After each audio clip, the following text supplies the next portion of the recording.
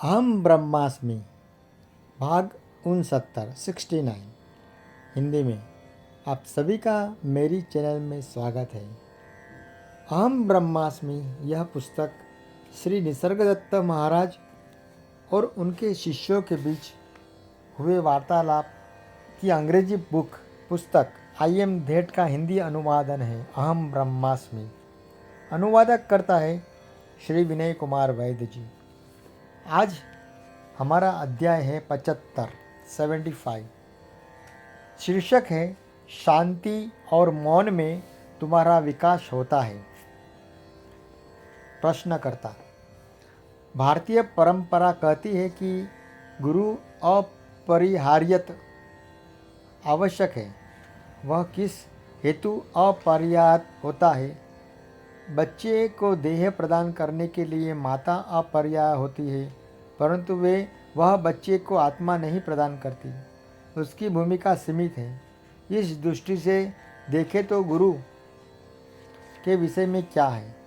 क्या उसकी भूमिका भी सीमित ही होती है? यदि हाँ, तो वह कहाँ तक सीमित होती है, या किस उसकी अपरिहार्यता सामान्य रूप में या परम आवश्यक रूप में होती है? महाराज,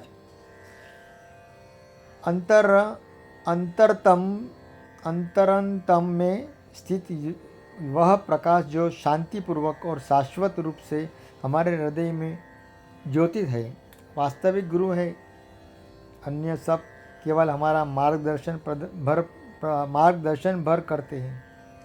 प्रश्नकर्ता, मैं आंतरिक गुरु के विषय में नहीं, वरन उसके विषय में कह रहा हूँ जो मार्ग प्रदर्शित करता है।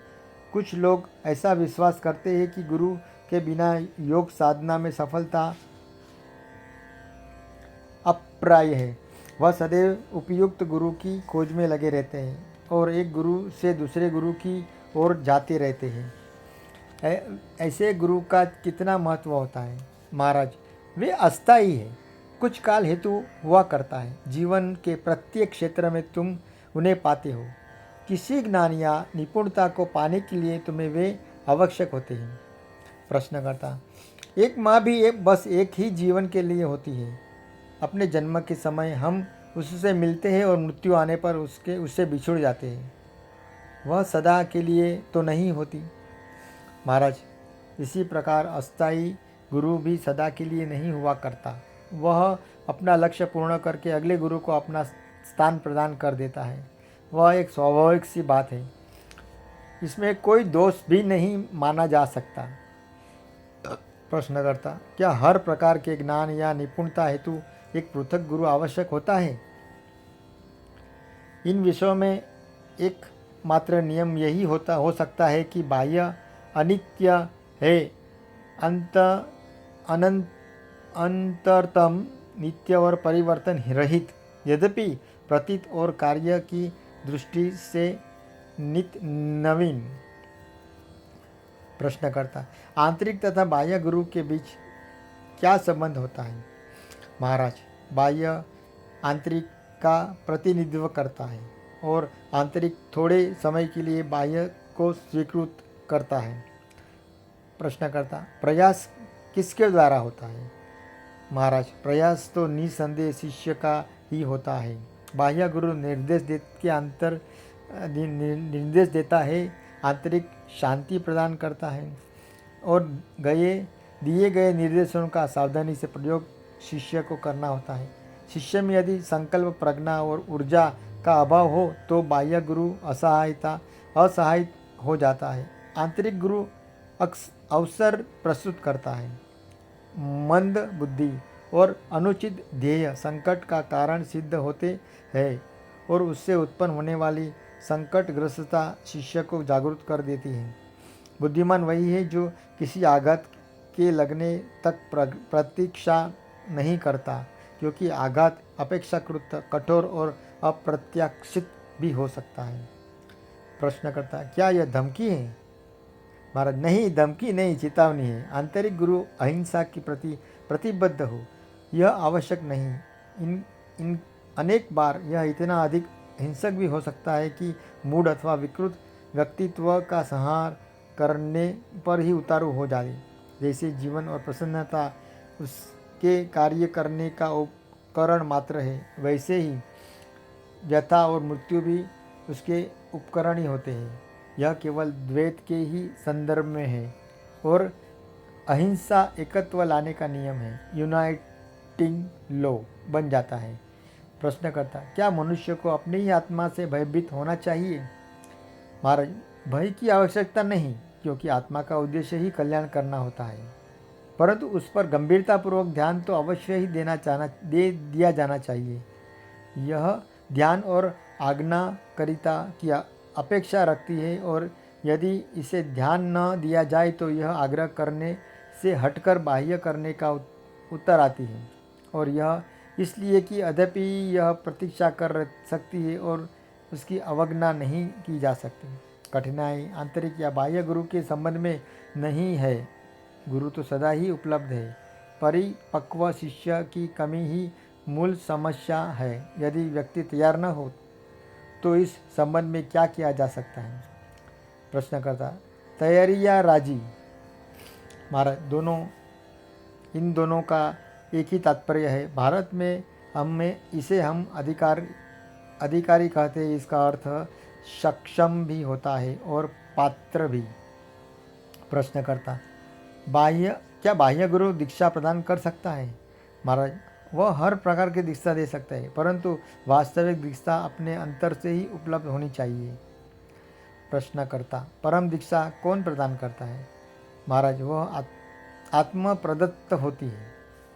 प्रश्नकर्ता, मुझे लग रहा है कि हम बस कोरी बात ही भर कर रहे हैं, क्योंकि मैं तो एक ही अहम को जानता हूँ। वर्तमान में अनुभव किया जा रहा है अहम, आंतरिक या उच्चतर आत्मा तो केवल समझाने और उत्साह बढ़ाने के लिए उद्देश्य में धारण किया गया एक विचार भर होते हैं।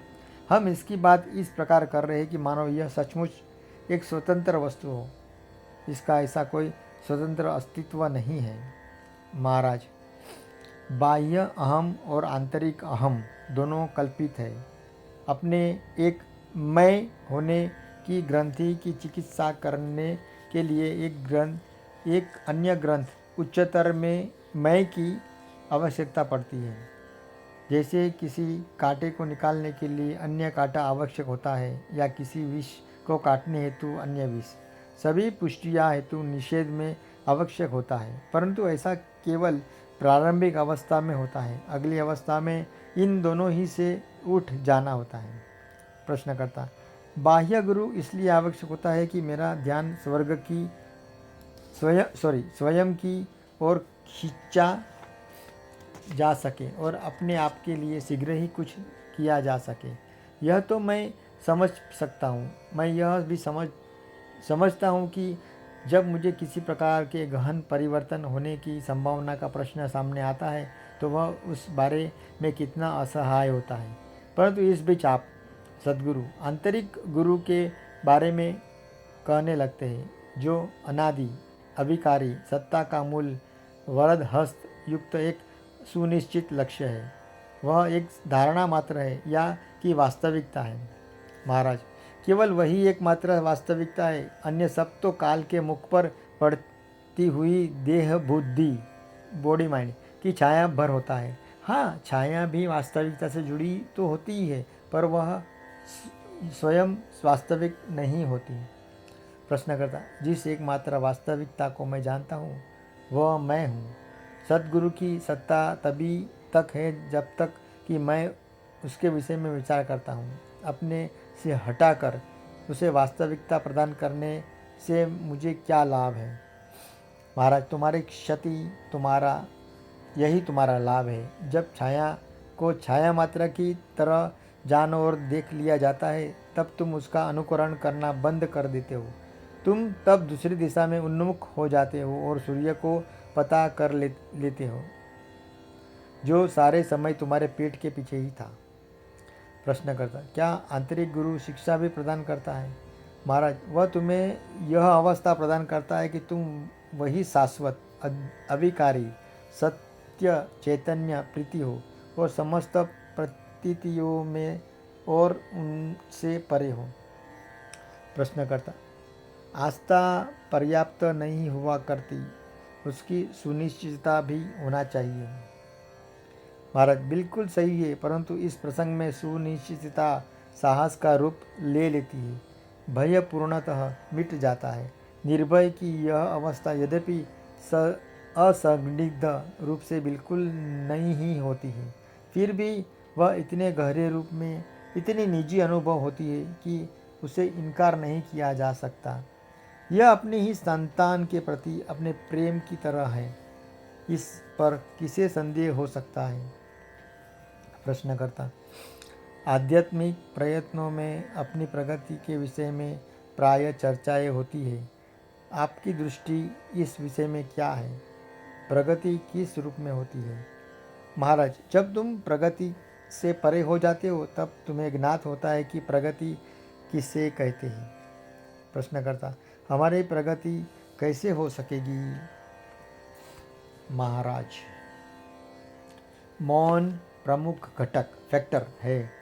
शांति और मौन तुम्हारा विकास होता है। शांति और मौन में तुम्हारा विकास होता है। प्रश्नकर्ता, मन की व्यग्रता की तो कहीं सीमा ही नहीं दिखाई देती, इसे चुप करने का क्या उपाय है? महाराज, अपने शिक्षक पर भरोसा रखो। मेरा ही उदाहरण देखो। मेरे गुरु ने मुझे आदेश दिया था कि मैं हूँ इस भाव पर अपने ध्यान बनाए रखूँ और अन्य किसी भी बात पर अपना ध्यान न दूँ। मैं बस इसका पालन भर किया। न तो मैंने प्राणायाम की किसी प्रणाली का अनुसरण किया और न ही शास्त्रों का अध्ययन किया। कुछ भी होता रहे, मैं अपना ध्यान हर ओर से खींच लेता हूँ और मैं हूँ इस भाव में ही दृढ़ बना रहता। संभवत तुम्हें यह एक सरल सी बात प्रतीत हो, शायद मामूली आधी अधूरी बात ही लगे, पर अपरिपक्वता की बात, एक अपरिपक्व बात लगे। इसे करने का कोई जो एकमात्र कारण मेरे पास था वह था गुरु आज्ञा। तथापि इससे मेरा कार्य बन गया। आज्ञाकारिता एक ऐसी शक्तिशाली वस्तु है जो समस्त कामनाओं और भयों को विलीन कर देती है। तुम्हारा मन जिन्हीं भी बातों में संलग्न हो रहता है उन सबसे बस विमुख भर हो जाओ। अपने आवश्यक कर्तव्यों का पालन करो, पर नए उत्तरदायित्व एकत्र करने से बचो। रिक्त रहो और मुक्त हृदय रहो। यदि कोई वस्तु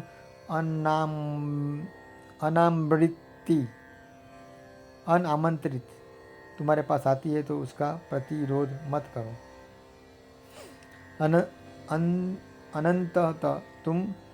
अंततः तुम अपरिग्रह, उल्लासपूर्ण निर्लिप्तता, अपने अंतर की सरलता और अनिवर्चनीय स्वातंत्र्य ऐसी एक अवस्था तक पहुंच जाते हो जो अत्यंत विस्मयजनक होते हुए भी पूर्णतः वास्तविक है।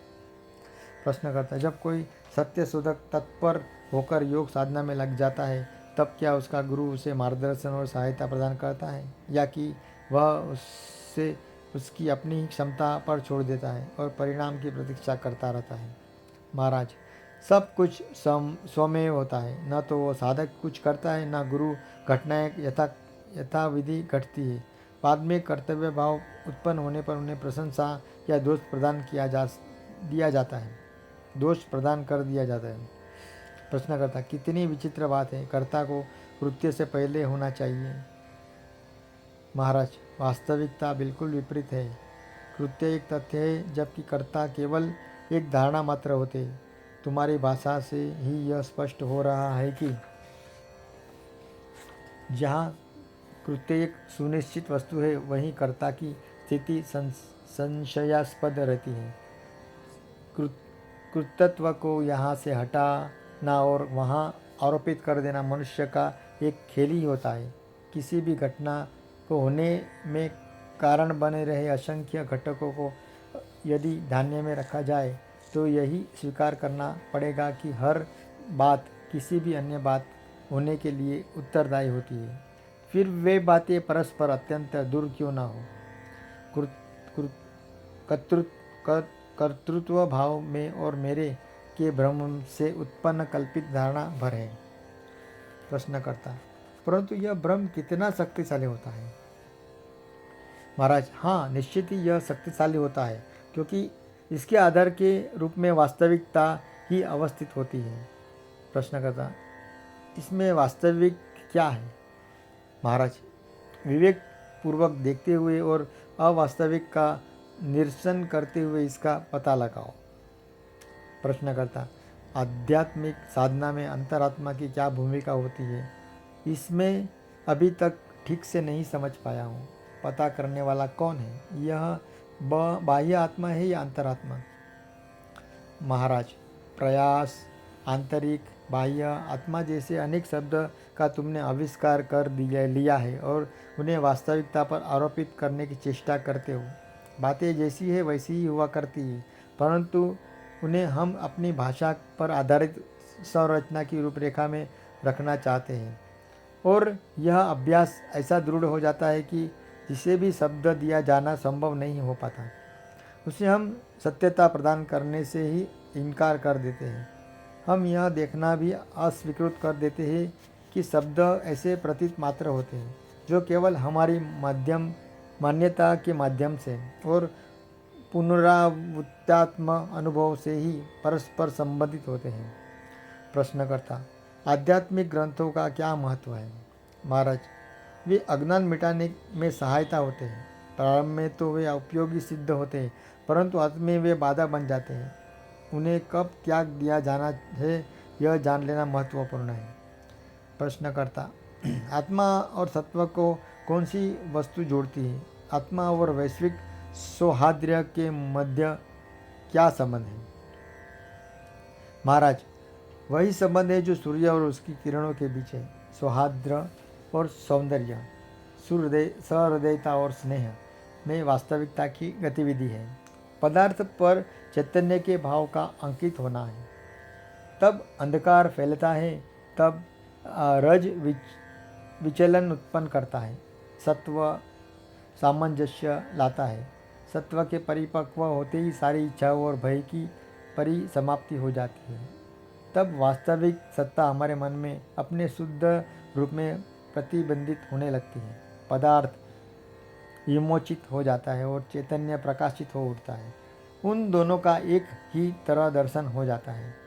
वे सदा से एक ही, परंतु अपूर्ण मन उन्हें दो के रूप में देखता रहा है। मन को पूर्णतः पहुँचाने देना मनुष्य का कर्तव्य है, क्योंकि पदार्थ और चैतन्य का मिलन मन में ही होता है। प्रश्नकर्ता, मुझे लगता है मानो एक द्वार पर खड़ा हूँ। मैं जानता हूँ कि द्वार खुला हुआ है, परंतु कामना और भय रूपी कुत्ते इसकी गहरी पहरेदारी कर रहे हैं। मुझे क्या करना होगा? महाराज, शिक्षक की आज्ञा पर चलो और कुत्तों का सामना निडरता से करो। ऐसा व्यवहार करो जैसे कि वे वहाँ है ही नहीं। पुनः इस विषय में भी आज्ञाकारिता ही स्वर्णिमय नियम है। स्वतंत्रता को जीतना हो तो आज्ञाकारिता का प्रयोग करो। यदि कारागृह में बंदी को भागना हो तो उसे चाहिए कि उसकी मुक्ति हेतु कार्य करने वाले व्यक्ति द्वारा भेजे गए निर्देशों पर बहस न करते हुए उन पर आचरण करें। प्रश्नकर्ता, गुरु के शब्दों को केवल सुनकर भर लेने से उसका विशेष प्रभाव नहीं हो पाता। उन पर चलने के लिए श्रद्धा हो, यह भी आवश्यक होता है। इस प्रकार की श्रद्धा कैसे उत्पन्न होती है? महाराज, जब समय आता है श्रद्धा भी आ जाती है। हर वस्तु अपने समय पर आती है। सहभागिता, शेयरिंग के लिए गुरु को तो सदैव तत्पर रहता है, परंतु इस सहभागिता को स्वीकार करने वाले ही कहीं नहीं होते। प्रश्नकर्ता, जी महाराज, जी हाँ। रमण महर्षि कहा करते थे, गुरु तो अनेक है पर शिष्य कहाँ है? महाराज, ठीक है, समय के साथ साथ सब हो जाता है, सब कुछ हो जाएगा। एक भी जीव खोएगा नहीं, सबका उद्धार होगा। प्रश्नकर्ता, कोरी बौद्धिक समझ को ही आत्म साक्षात्कार मान लिए जाने की संभावना से ही मैं बहुत डरता हूँ। यह संभव है कि सत्य को न जानते हुए मैं उसके विषय में बोलूं, और यह भी संभव है कि एक भी शब्द का उच्चार किए बिना भी मैं उसे जान लूं। मैं समझता हूं कि इस वार्तालाप को प्रकाशित किया जाएगा, पाठक पर इसका क्या प्रभाव पड़ेगा? महाराज, ध्यानपूर्ण और विचारशील पाठक के मन में वे परिपक्व होकर फूलेंगे फलेंगे। सत्य पर आधारित शब्दों को यदि परीक्षा कर देखे, उन्हें जीवन में उतारने तो उनकी शक्तिमत्ता का प्रत्यक्ष अनुभव हो जाता है। भाइयों, हमारा यहाँ पर अध्याय 75 समाप्त होता है। अगले अध्याय के साथ में फिर मैं आपके सामने कल प्रस्तुत होऊंगा। तब तक के लिए श्री कृष्णार्पणमस्तु। मैं जो भी करता हूँ श्री कृष्ण जी को अर्पित करता हूँ। हरि ओम। ओम शांति। जय श्री कृष्ण। हरे कृष्ण कृष्ण कृष्ण हरे हरे, हरे राम राम राम हरे हरे। फिर कल मिलेगी। आपका बहुत बहुत धन्यवाद। मेरे प्यारे भाइयों और बहनों, यह मेरा प्रयास अगर आपको अच्छा लगे तो मेरी यह चैनल जीवनरथ_अनिल यूट्यूब पर है। इसे आप लाइक, शेयर और सब्सक्राइब करिए। यह करने से आप मुझे उत्साहित करते हैं, प्रेरित करते हैं कि मैं नया एपिसोड बनाऊं, आपके सामने प्रस्तुत करूं और आपका ज्ञान में वृद्धि करूं। आप ज्ञानी हैं, पर ये थोड़ा सा अलग सा ज्ञान श्री निसर्गदत्त महाराज द्वारा दिए गए अपने शिष्यों के वार्तालाप में से लिया हुआ थोड़ा सा अंश है। तो मुझे लगता है आपको अच्छा लगेगा, कुछ नया जानने को मिलेगा। तब तक के लिए शुभ रात्रि। धन्यवाद आपका बहुत बहुत।